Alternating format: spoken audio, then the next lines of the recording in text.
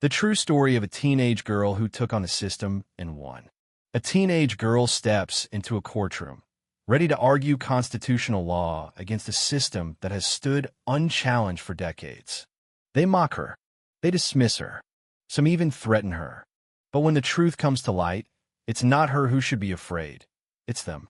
Can she win a battle that even seasoned lawyers wouldn't dare to fight? Do you believe a high school student could take on the system and actually win? Share your thoughts below.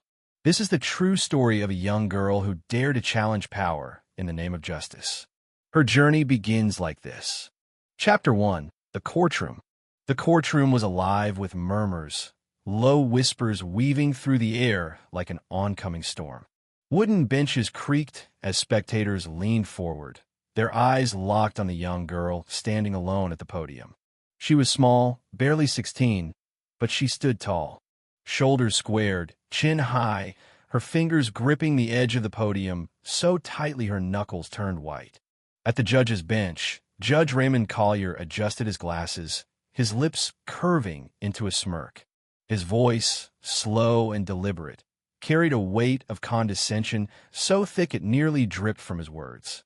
"Let me get this straight," he drawled, glancing down at the case file in front of him before returning his gaze to her. "A high school student is here to argue constitutional law in my courtroom."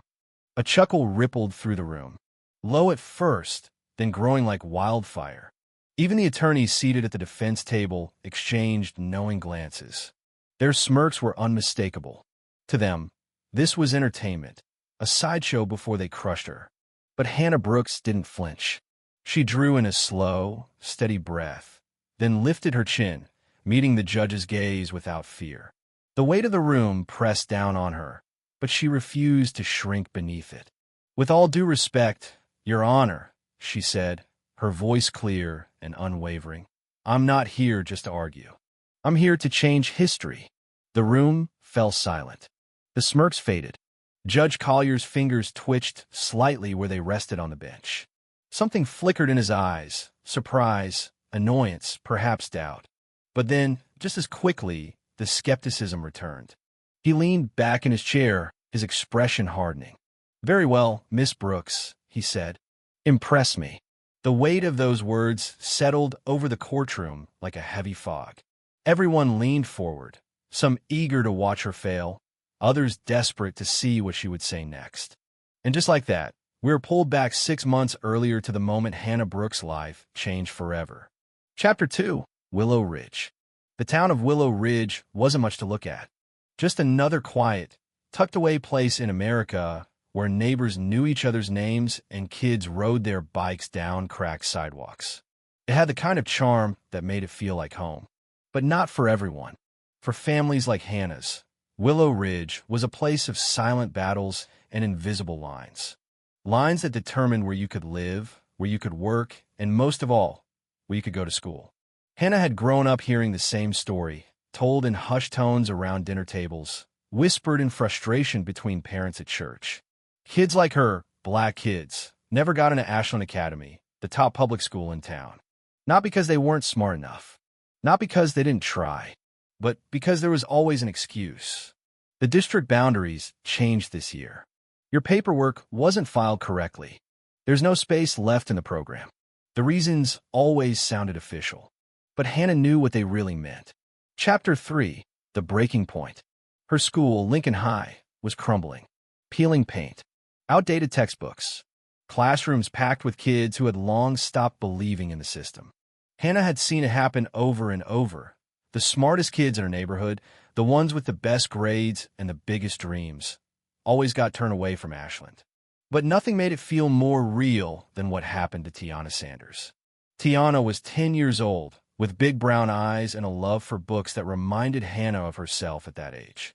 Her parents had done everything right, applied early, met every requirement, followed every rule. But when the acceptance letters went out, Tiana's name was missing. No explanation, no apology. Her parents had gone to Stephen Brooks for help. Hannah's father, a man who had spent his career fighting for civil rights. He had built his life on the belief that the law could be a tool for justice. But Hannah saw the change in him. She saw in the way he came home late, his shoulders heavy with exhaustion. in the way he sat at the kitchen table, rubbing his temples, staring at his untouched dinner. And she saw it the night he finally gave up. Chapter 4. The Decision. It was late. The house was dark, except for the dim glow of a lamp in her father's office. Hannah peeked inside, expecting to see him poring over legal books. Instead, he was sitting in his chair, staring at a rejection letter from the court. "They won't even hear the case," he muttered without looking up. Hannah stepped inside, her heart tightening. "What do you mean?"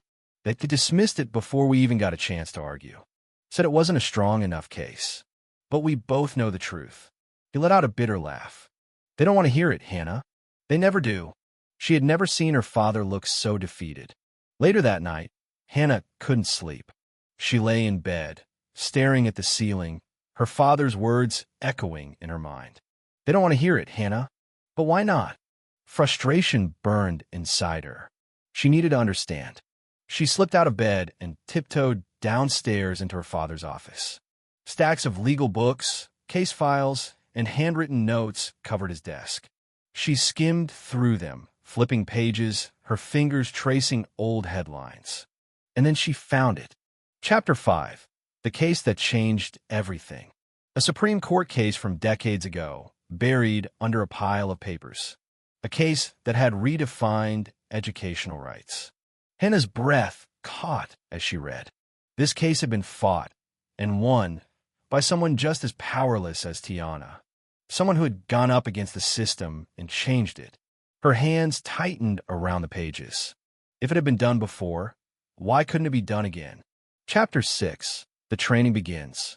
The next morning, Hannah sat across from her father at the breakfast table, the case file clutched in her hands. "Dad, I need to talk to you." Stephen barely looked up from his coffee. "What is it, Hannah?" She slid the file across the table. "This case. It proves we have a shot."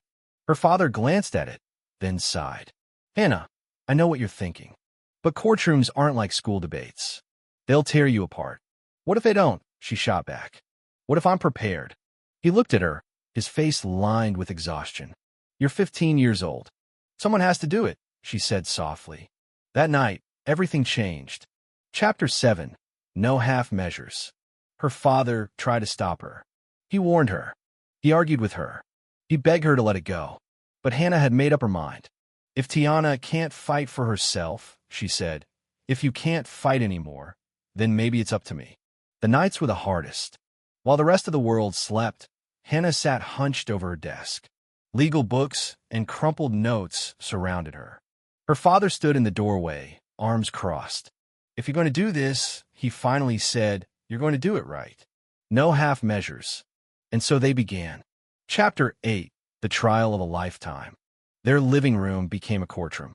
Her father played the judge, the opposing lawyer, the jury, tearing her arguments apart, making her rethink every point. "That's weak, Hannah," he said one night. "The district will shred that argument in seconds." "Say it again." "Stronger." She practiced responses in front of the mirror until the words rolled off her tongue like second nature. She argued with her father at dinner, testing theories between bites of food. And when her best friend, Zoe Martinez, asked why she was doing this, Hannah answered simply, "Because if I don't, who will?" Chapter 9. The Threats. It started with one local news article. High school student challenges school board over discriminatory enrollment practices.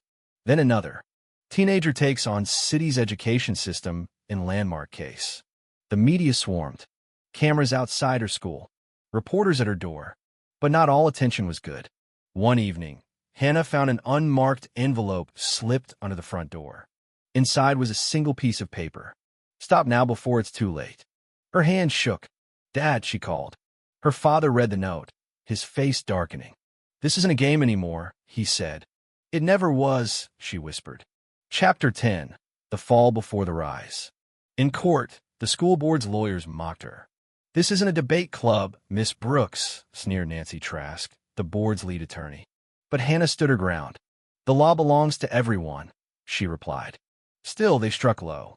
Richard Hayes, the district's representative, smeared her father's legacy in front of everyone. "She's just trying to fix her father's failures," he said. And when the judge ruled against her, Hannah felt like she couldn't breathe. The case will not proceed. That night, her father knocked softly on her door. They won't stop, he said. But neither should you. And Hannah realized this wasn't over. Chapter 11. The Whistleblower. The storm had been building. A whistleblower from inside the school board came forward, revealing falsified records and deliberate discrimination. He handed Hannah and her father a thick file of evidence. And then came the audio recordings. Hayes' voice, cold and calculating. We bury them. The world was going to hear about it. Chapter 12. Justice comes knocking. The courtroom was packed for the second hearing. Stephanie Grant from the Department of Justice sat beside Hannah, files of evidence stacked high. Hayes looked pale. Trask's hands trembled. The DOJ moved to intervene. And then the bombshell, federal charges against Hayes. The courtroom erupted. Trask resigned on the spot. Hayes was arrested. And Hannah stood tall, addressing the court. If we don't fight today, who will fight tomorrow? Chapter 13. Victory. Judge Collier's voice was steady as he delivered the ruling. This court rules in favor of the plaintiff, Miss Hannah Brooks. The room erupted. Her father smiled. You did it. No, we did it. Epilogue. Hannah's Law. The media dubbed it Hannah's Law, a bill ensuring no student could be denied an education because of race or background ever again. It passed with overwhelming support. Months later, Hannah walked the streets of Willow Ridge. Things were different. Better. At Lincoln High, a young girl ran up to her. Are you Miss Hannah? Hannah smiled. I am. My mom says you made my school better. Hannah knelt down. Promise me something, she said. Don't let anyone tell you that you don't belong. The girl nodded. And with that, Hannah stood up. Because this wasn't just her victory. This was just the beginning. If this story moved you, if it made you think, or if it sparked something inside you, hit that like button and share it with someone who needs to hear it. Your support makes a difference. And if you want more powerful stories like this one, make sure to subscribe and turn on notifications. Together, we can keep shining a light on stories that matter. Thank you for being here, and we'll see you in the next one.